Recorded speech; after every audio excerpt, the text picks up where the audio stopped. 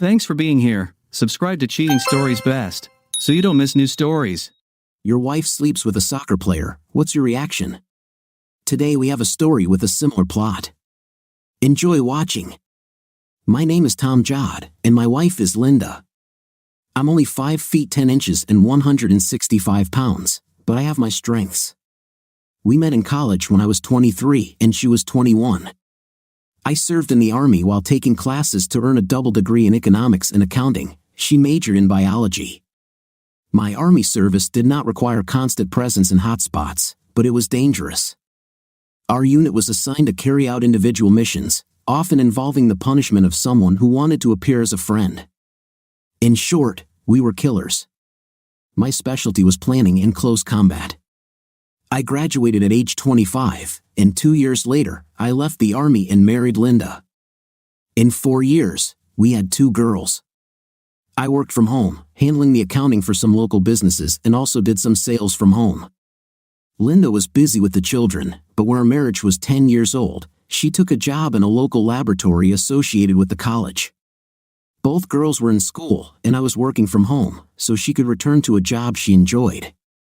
We lived in the house where I grew up. I've owned it since my parents moved to Florida. I bought it from them when I was in college. Some of our Army missions gave the unit a chance to get a good reward, which we divided into 10 parts, so I had the money to buy what was needed. One day at the end of February, we decided to go out with our neighbor friends for dinner and dance at a club afterward. There were 8 of us, and we all had babysitters for the kids overnight. Linda and I booked a room at a hotel associated with a dance club. She looked striking at 5 feet 6 inches, a slender brunette wearing a blue silk dress. We had a great dinner and were having a lot of fun dancing in the club when a group of 6 people showed up. One of them was a large, fair-haired guy, Mark Stevens, a professional midfielder for the local team. All the women at our table immediately noticed him. Stevens was with a charming blonde who had what looked like a large wedding ring on her finger. They danced together. Our friend June said she was a cheerleader for the team and engaged to Stevens.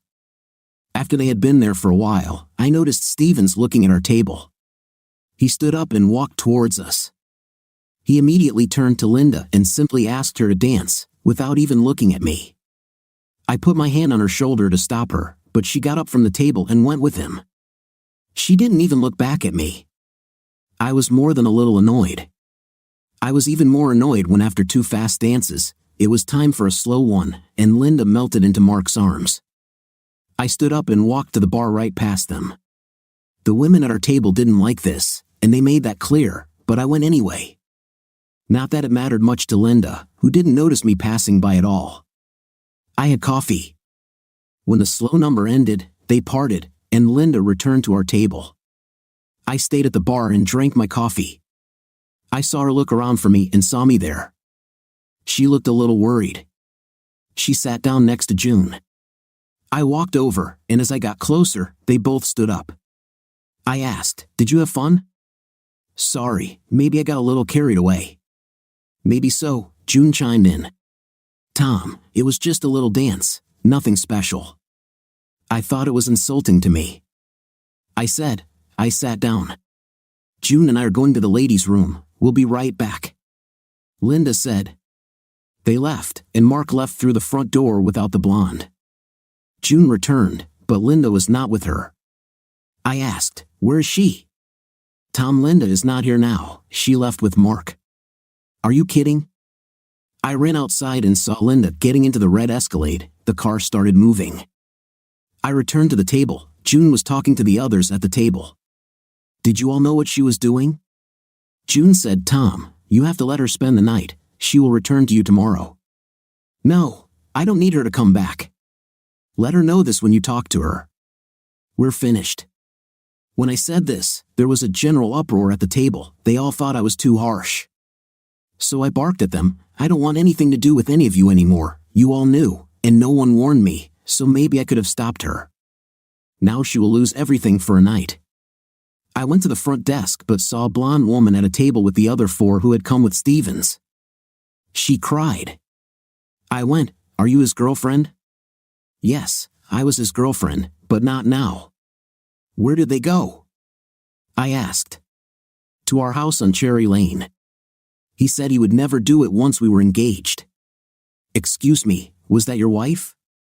Was is the key word here, I said. He'll finish with her in the morning and take her home. He likes to gloat over his husband. What an idiot. At this, 2 other guys, both big, one black, the other white, were offended. I ignored them. I gave my business card to May and asked her to call me. She smiled but cried. I walked away. I took my coat but left Linda's coat. I went to the hotel room and took my suitcase but left Linda's suitcase. I checked out. As I drove home, a plan was fully formed in my head.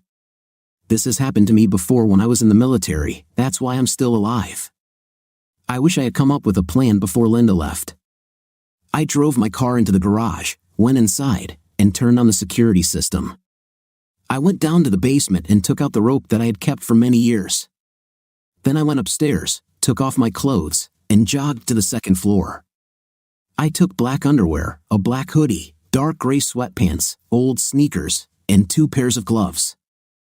I also took a balaclava. I put it all on and went up to the attic with a rope. I secured it to the beam securely, just as I did as a child.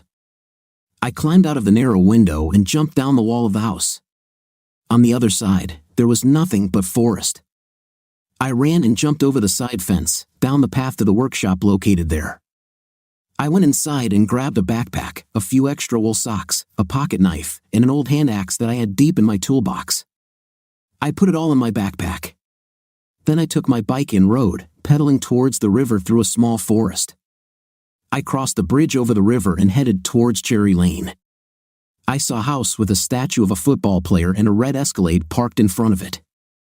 I took an axe and a knife, jumped over the fence, and ran past the SUV. I used the axe to break the passenger side window. The alarm sounded. Then I jumped out onto the porch and hid behind a column near the door. I didn't have to wait long, the light came on, and the door opened. The idiot stuck his head out and used the key fob to disable the alarm. He went outside. He had a semi-automatic pistol. I hit him on the head with an axe as he passed me. He fell and crawled. I delivered one powerful strike with the axe with both hands. I returned, closed the front door, and ran away. I jumped over the stone wall and returned to my bike. I put on wool socks, put the axe, knife, gloves, and shoes in the backpack, and zipped it up. I jumped into the saddle and flew to the river. When I arrived at the bridge, I stopped and threw the entire backpack as far as possible into the river, which was quite far away. It had rained the day before, and the current was fast. I rode my bike back in the direction of the house, through the nearby forest, to the workshop. I went inside. I took off my socks and put on another pair of sneakers. I sprayed the bike's handles and pedals with an ammonia solution and wiped them off. Then I ran back, jumped over the side fence, and climbed up the side of the house again. It was not as easy as I thought, but I managed and climbed through the small window. I pulled the rope and rolled it. I wiped the windowsill with a rag and ran with the rope to the basement. I took off all my clothes, including my mask and gloves, and put them in the washing machine. I then showered in the basement bathroom for a while, washing everything twice. Once that was done, I put on my gym shorts and headed upstairs. I left the basement door open so I could hear when the washing machine stopped. I thawed and put on the clothes I wore to the club the night before. I went down to the basement and put the wet clothes in the dryer. I went upstairs, prepared snacks, and drank a glass of whiskey. Then I sat for a while, thinking things through again. When the dryer stopped, I took the clothes upstairs and put everything back in its place. The balaclava went to the back of the closet where I always kept it. I looked at my watch. It was 2:50 a.m.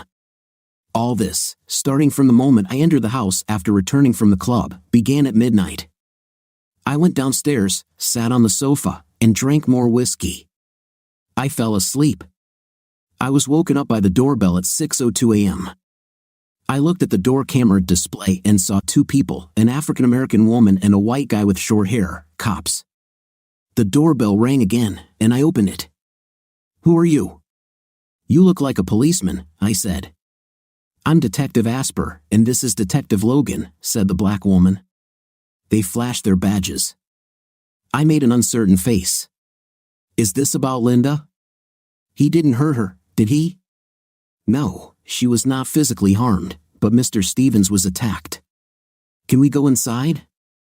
Certainly. Where is Linda? Did you bring her with you? The white detective said, No, sir.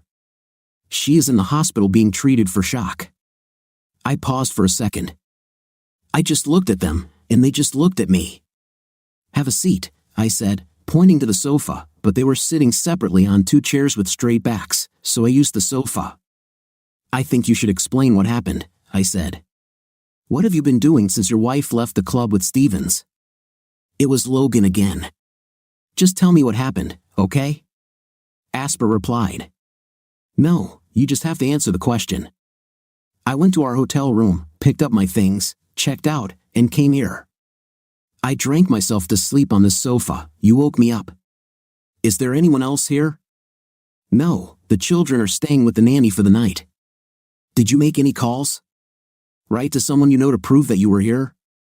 Asper asked. No, but I never left, I replied. Asper looked around. I see you have a security system. What does it include? It covers all the doors. I think I can prove to you that I was here. Let me go upstairs, I suggested. They followed me into the upstairs office, and I sat down at the computer desk. I showed them the system, and they watched me upload data from 6 p.m. until they arrived. I gave them a quick look. The system was targeted to all 3 doors, the front, side, and sliding patio door leading to the pool. The side I went down had no door, looked out onto the woods, and had 2 large windows, neither of which opened, so there was no surveillance there. We'll have to take this computer, Logan said. Why? You saw how I downloaded security data, I replied. Because you could have ruined it before we got here, he explained. Okay, but I can't give it away for more than 1 day. This is a work computer, and I need it. I have a replacement, but it won't last long. Look at me, I'm going to download some stuff onto this external drive, including what I just gave you, I said as I did it. They wanted to look around, and I let them but insisted that they stick together and be with me. They took a few pictures and then left. It was 7:10 a.m. I called Linda's parents, John and Stephanie. They lived next door but were at their house by the lake at that moment. I told them what happened and that the police said Linda was in shock at the hospital. John was simply stunned by what Linda did, while Stephanie might not have been all that surprised. Are you going to see her? Stephanie asked. No, sorry. That's why I called you. I really don't want anything to do with her after what she did. It's bad that the guy was attacked, but it's not my fault. Apparently, he's done this kind of thing many times. When she gets out of the hospital, she needs to stay away from me in the house. We can arrange to have her things moved, I explained. Why don't you move, and she can't stay? The children live there all their lives, John suggested. This is my home. This is not community property acquired during marriage, I asserted. John was a lawyer, and I assumed he would try to work something out. You just had to wait, he said. That's pretty cruel, Tom, Stephanie added. Not as cruel as what she did to me, I replied. The conversation ended there. Then I called my parents in Florida. I told them as best I could what happened. They were also shocked by Linda's behavior. My dad turned on the TV and told me there was news about Stevens. They said that he was attacked and killed in his home. This is not news to me, I thought. The phone rang. It was a landline. It was Judy. Tom, where is Linda? We heard that Mark was killed, she asked. She's in shock in the hospital, as the police told me. You saw her? I replied. Which hospital? She inquired. I don't know, and I don't plan to date her. Do not be like that. She needs your support, Judy said. She will never get any support from me. I don't care if her big night was ruined. If it was ruined, I retorted. Judy hung up. I showered again and got dressed to go pick up the kids from the babysitter. It was around 8:20 when I got there. I discovered that they had not heard anything about the evening's events. We went home, and they wanted to know where Linda was. I don't think she'll be here today. She has something she must do. We'll just spend the day without her. Dress for football, I said. I took them to the soccer complex where they had games at noon and 1:30. I was pretty relaxed watching them play. Michelle, the youngest, was quite nice. Laura, not so much, but she tried really hard, and it was good exercise for them. After the games were over, we bought ice cream and went home. There were several messages on my mobile phone. I had the sound on mute while I was hanging out with the girls. One was from Linda's parents, telling me that she was at St. Jude's and was unresponsive. One was from a doctor at the hospital, asking me to call. One was from Judy. She told me that Linda was at the police station and wasn't talking to anyone. She said I should probably cool off and bring the girls to her. I told the girls that their mom was in the hospital and that she was unharmed but emotionally traumatized by something that happened the night before. They wanted to know what happened. I told them, your mother went with a famous football player to his house last night to have intim. There's no other way to say it. I thought about hiding it from you, but I decided that you would find out. While she was there, someone attacked the football player, but apparently not her. But she must have found him or something because she's in the hospital in shock. They weren't sure if they wanted to go to her, but I told them to get dressed, and we went. I called the doctor back, Laura Thompson. She said Linda was traumatized and was currently in a catatonic state. I asked her about bringing the kids. She hesitated. The doctor asked, "Are you going to visit her?" I really don't want to see her at all. I assume you know why, but I can bring the girls if you think it might help. Do they know what happened? I mean about the surrounding circumstances. You mean intim between Linda and the football player? Yes, I told them. They are dressed and ready to go if you think it might help Linda, I explained. Okay, meet me in room 31 in 30 minutes, she said. We went there. Dr. Thompson was in her late 40s and a psychiatrist. We talked for a while, and then she turned to the girls. She said their mother was in complete shock and seemed unaware of her surroundings. She said meeting the girls might help. Did they want to see her? They did. Just that. I walked them to the door and looked inside. Linda sat on the bed staring at the TV with cartoons. The girls hesitantly approached her. Laura, the eldest, touched her hand and called her mom. Shelley followed her, but there was no reaction. Shelley began to cry. I walked up to her, took her in my arms, and looked at Linda. Nothing. I took Laura's hand and led them to the exit. Well, we tried, I said. Will she wake up? Laura asked. Of course, someday, I said. Maybe you can visit her again soon. Maybe when she comes to her senses, you'll be able to see her. What if she doesn't wake up? Shelley whispered. I reassure her. She will wake up, I know it. Maybe not soon, the doctor said. Girls, I'll definitely let you know when she comes to her senses. After this, we left the hospital. Both girls were crying in the car. Maybe I shouldn't have taken them, but I just wanted to see Linda and see if their presence would help. Despite my rude reaction to her cheating, I didn't wish it on her. I felt bad about it, even though she deserved to suffer, but not like it is now. I felt tears running down my cheeks. When we got home, I made them scrambled eggs and toast. I deliberately involved them in cooking, pretending that I needed help. It seemed that the opportunity to command me encouraged them. Then I turned on the movie for them. I went into my office and called my friend to see if I could get any information about what happened at the Stevens house after I left. He was a public defender and good at his job. He said I wouldn't be able to get police reports, but he had an idea. Ambulance mileage reports were publicly available. I asked him to answer if he could, and we hung up. An hour later, my lawyer friend called back. He said he emailed me information about calling an ambulance. I told him about the police visit. He said that if the security system showed that no one had come or gone, I probably wouldn't have anything to worry about. But he also said that the police might get a search warrant or might want to talk to me again. He recommended a lawyer if needed. I didn't think I needed a lawyer, but I called the woman anyway. After I saw the yêur report, police found Linda with Stephen's head in her lap. She was covered in blood, wearing only a thin robe. She repeated no, no, no over and over again. The police picked her up and put her in the ambulance. She was unresponsive when the ambulance arrived and all the way to the hospital. An officer rode with her, asking if she saw who did it, but he didn't receive any answer. It made me sick, and it made me wonder if she would ever recover. I looked up PTSD, post-traumatic stress disorder. I've already looked for it before for myself. I have studied the shock-induced catatonic state. It seemed that people usually recovered from a catatonic state but could suffer from PTSD for years. The lawyer, Joan Drake, made an appointment for me on Monday morning at 9:30. She gave me her mobile number in case the police arrived early. They didn't do this. The girls and I spent Sunday goofing around as I tried to convince them that Linda would return eventually but would still need our help. For me, I wondered what her reaction to me might be when she had it.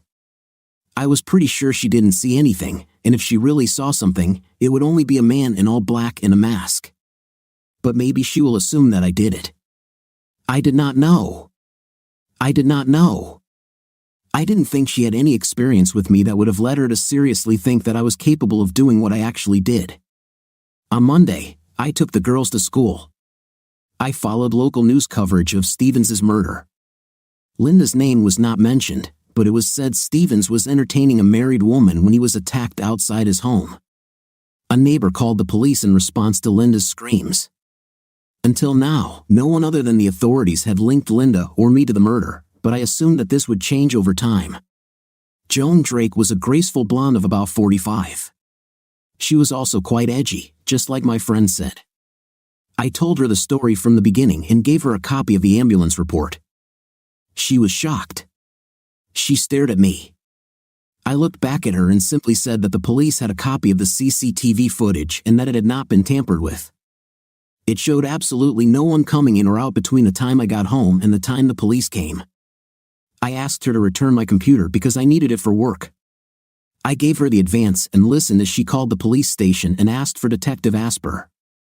"Hello, Detective," she said. "This is Joan Drake. I'm calling about Tom Jod. I want to know if I can return his work computer." "No, I think you had enough time to see if there were any changes." "You know there weren't any." "Okay, I'll send someone tomorrow morning to pick it up from you." "No, I'll send someone from the office." "He won't come," I raised my hand. I mouthed, "I'll come." She nodded. "Okay, he'll be there at 9 o'clock.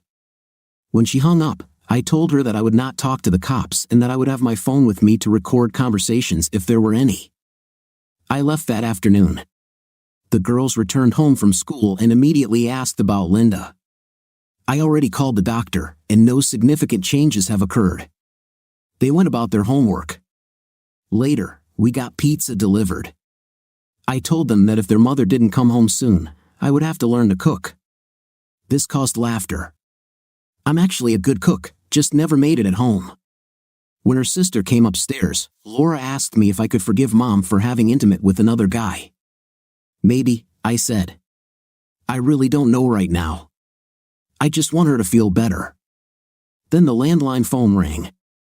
It was Jim Beeman from the newspaper. "Mr. Jod, this is Jim Beeman from the Tribune." "Hello," I said. "We have information that it was your wife, Linda, who was with Mark Stevens when he was killed. Can you confirm this? I wouldn't want this to become public knowledge. My 2 kids are in school, and they might get in trouble if this comes up. So, you confirm it? How do you feel about the death of your wife's lover? I understand what you're getting at. If anything you publish causes any harm to my family, I will act against you in your newspaper. It will come out. Mr. Jod, there's nothing I can do about it." I looked out the window and saw a TV truck parked in front of the house. "Channel 7, I said. "I see a TV truck." "I think you're right." "Crap. I'm sorry. I have to go." There was a knock on the door. I looked into the camera and saw a young woman with a microphone. I spoke over the intercom. "Get out. You're trespassing on someone else's territory, and I'll call the police. Is your wife there, Mr. Jod? I called the local department and told them I needed help removing the press from my porch. And they did respond and removed what was already a group of 6 people from the porch, but they didn't go far. There were now 4 trucks there. I called the doctor and told her to make sure Linda was safe before the press came. I talked to the girls and told them that I thought they could stay somewhere else with me and homeschool. But they said they wanted to continue going to school even if they had to live elsewhere. I said I'd think about it. I called my lawyer, Joan, and asked her for advice. She said she would make a statement to the press if I wanted to see if that would calm the tension. We arranged it. The statement was made through her office and stated that my family would like for her to be allowed to continue her normal daily life. It said that I do not comment on rumors about my wife and will not comment on them in the future. It stated that continued media presence outside the home would result in legal action if it harmed the family and that we would appreciate it if the trucks left. Meanwhile, Detective Asper and her boss announced a press conference at 7 p.m. I was watching. Police said Mark Stevens was attacked outside his home and killed with a sharp object. It said that although a woman was in the house at the time, there was no indication she witnessed the attack. It said the investigation was ongoing. The first question was whether the woman was married and whether her husband was a suspect. Detective Asper said, "Since you all know her name, I assume you know that she is married, but we have carried out a thorough investigation into him, and there is no indication that he was involved in the attack. In fact, he appears to have spent the entire night at his home, some distance from the scene of the incident." The reporter spoke, "What about other women, married women, their husbands?" We thoroughly investigated allegations that Mr. Stevens regularly seduced married women and found that there was some truth to this. In fact, he appears to have seduced several married women in the presence of their husbands. So, we explored this aspect. Chief Johnson interrupted the meeting. "That's all for now. If we have anything more before our briefing on Wednesday, we will let you know." And the police left amidst screams. I've made arrangements with the girls' school to have their assignments delivered here or sent by computer over the next few days. I called Linda's parents and told them to beware of the press, but no one had shown up yet. They also disappeared from our street on Tuesday.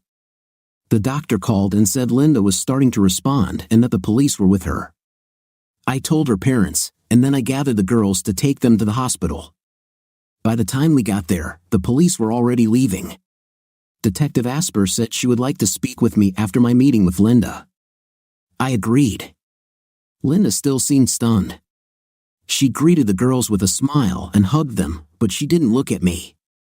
The girls told her about TV trucks in school, but then Linda seemed to doze off, and the doctor said we should let her sleep. Her parents were outside talking to the girls when I went to see Detective Asper. "She looks like she's getting better," Asper said. "Maybe. I don't know, really. Are you going to take her home until she gets better? And then?" "I'm sure we'll separate," Asper said. "I think you should give her a break. What other punishment could she receive besides what happened? It's not about punishment. It's a matter of respect and trust. I will never trust her, and I will never respect her. And maybe she will never respect me either." Asper smiled. "She may be afraid of you. She may not trust you either. You're just trying to lure me into a trap. You know full well that I had nothing to do with the attack on Stevens. I know that you have an army background. I know you had an impressive reputation in the service. So maybe some average guy couldn't do it, but maybe you could. I didn't do it. You know we have home security video from Stevens' house. It's not my problem. I was not there. See you later." It sounded like a threat.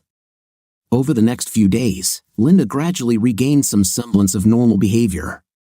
I dropped off the girls every day but didn't spend much time in the room with them. On the 4th day, Linda was scheduled to be discharged. She asked to speak to me alone, and I sent the girls away. "Forgive me for what I did, putting you in such an awkward position. I don't think apologizing will help, Linda. I can't tell you how humiliating this was for me. Now it's on national news. I'd like to go home when I'm discharged this afternoon," she said. She sat down on the bed and moved towards the chair. Can I go home? You know the media is there, and they will follow you from here. I don't want the girls' lives to be ruined anymore. Maybe I can sneak away now, she said, not looking up. I'll contact security. I can't say I want to be close to you, but maybe I don't have much choice right now. I didn't want you to get hurt. I thought you loved me and could get through this. Or in fact, I didn't think about it at all. Did you have intim? No. We were without clothes in bed when the commotion began. I looked at her closely and realized that she was lying. You see, I can't say that I believe you or would believe everything you tell me. In fact, I can never trust you again. But we can see how things go, okay? I love you, she said. I just turned around and walked out. I went to the hospital security office and arranged for a car to pick Linda up behind the building and take her to my home. It was scheduled for 4 p.m. Everything went without a hitch, and she got home around 4:45. The children and her parents were there with me. I made a bed for myself in my office. Linda will sleep in our room. The rest of the day was very awkward, to say the least. Her parents did not quite understand how to behave in this situation. Linda, her mom, and the kids were playing Monopoly in the living room. Her father wanted to talk, so we went to the patio. What are you going to do, Tom? John asked.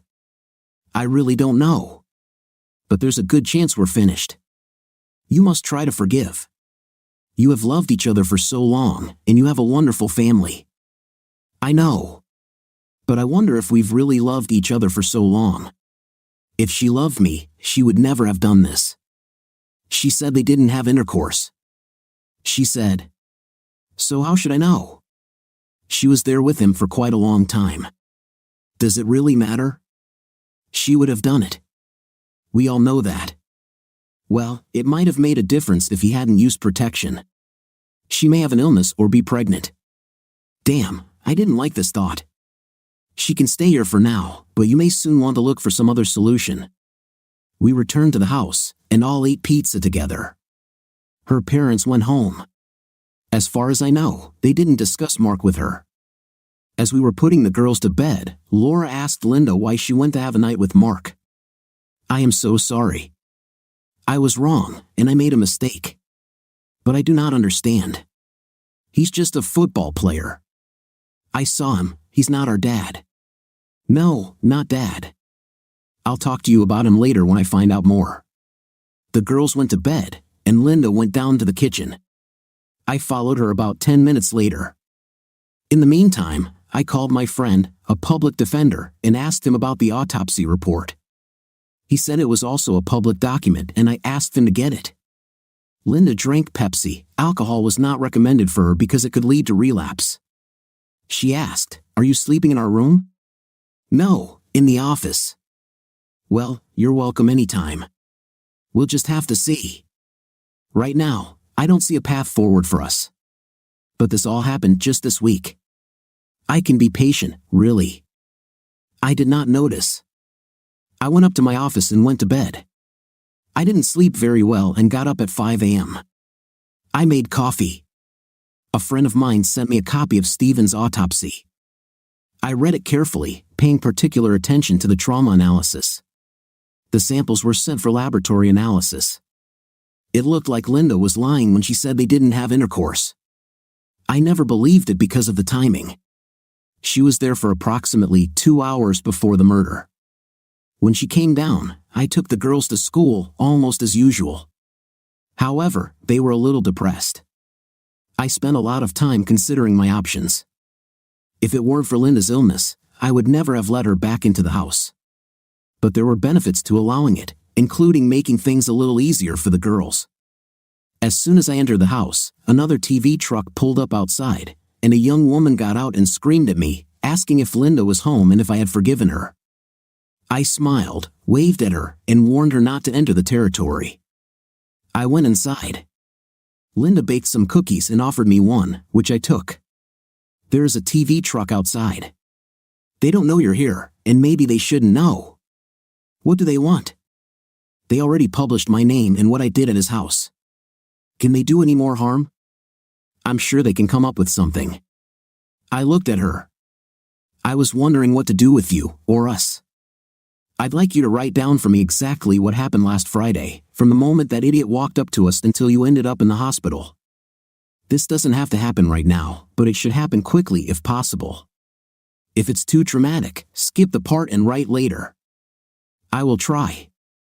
I also need to call and see if I still have a job. Why would they fire you for cheating on me? Why should they care? Well, I was gone for a whole week. She called and was told she could take a week off sick and the next week off. She went to her bedroom and sat at her desk, typing on her computer. I left her alone and went to my office, where I began to study the autopsy materials. I made sure I would get the test results, but probably not for a few days. Linda was trying to act normal around me, that much was clear. But I thought she must have some questions about what happened. Our routine life continued for 2 days until I received the test results. Linda's DNA and fluids have been identified, so she probably lied about night. I waited to see what she would write to me about what happened, but I just couldn't imagine continuing my life with her as my wife. The next day, after dinner, Linda walked into my home office. I finished writing here. She handed me the printout. I read what she wrote. Tom, forgive me for my weakness. When Mark asked me to dance, I was so excited. He was charming and had such a reputation. When we danced, I really didn't think about anything else. When the slow dance began, I was simply at its mercy. He pulled me towards him. Honestly, I would have given myself to him right there. I don't know why he was so attractive to me, but he was. He told me to sneak out the side door, and we would go to his house. He said, I'll have the best intimate experience in my life. I believed him. When the dance ended, I returned to our table, and you were not there. I agreed to go to the women's room with June. When you returned, I saw that you were very angry, but I thought you'd get over it eventually, and I wanted Mark so badly. We had intim. As we were finishing, the car alarm went off. He put on his robe and went out. He told me to wait there. I looked out the window but didn't see anything. Over the porch roof, I saw someone running away dressed in black. The man jumped over the fence. I found a robe and went down to the front door. He was lying in the driveway. I ran up to him. His head was smashed. I was in some kind of trance, just stunned and shocked. I felt guilty, as if it were my fault that I had sinned. The police arrived, and I remember being in the hospital. I'm so sorry about all of this. I love you, and I don't know why I did what I did. Linda. I looked up at her. Tears were streaming down her face. Tom, were you the man I saw? I was here all night, drinking, regretting the end of my marriage and the changes that had to happen in my family. There was hatred in me. But of course, the police told you I was here, they have surveillance footage. That's what they said when I asked, but no buts. I can tell you that I think Stevens got what he deserved. No, Tom, he didn't deserve this. He was nice and he turned your world upside down, right, Tom? Don't, why not? I want you to know that I will never be able to love you the same way again. Maybe I won't be able to love you at all. The man I thought I married would never do what you did. Was it worth it? Was the intim worth what you lost? What has he lost? You know, the night was really impressive, but it wasn't worth what happened. If we had just had that night, and I came home the next day, well, maybe. But he's dead, and I'm screwed forever. Yes, you killed him, she turned and ran out of the room. No, you killed him, I muttered. After that, our relationship became cold.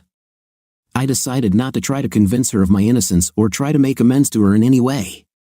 Of course, I would never admit to her what happened. I assumed that if I did this, she would immediately tell the cops. She was a woman who could not be trusted at all. She just told me that if Stevens hadn't been killed, her night would have been worth the consequences, maybe not in such terms, but still. A few weeks later, I filed for divorce. I asked for custody of the children so they could stay in the house. Linda still had a job, so I didn't ask for alimony, child support, or free visitation. Linda recovered enough that I insisted that she move out. She went to visit her parents. I served her there. Soon after, her father called.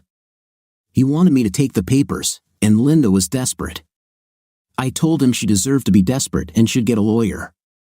He was very angry, but I didn't know if he was angry with me or her.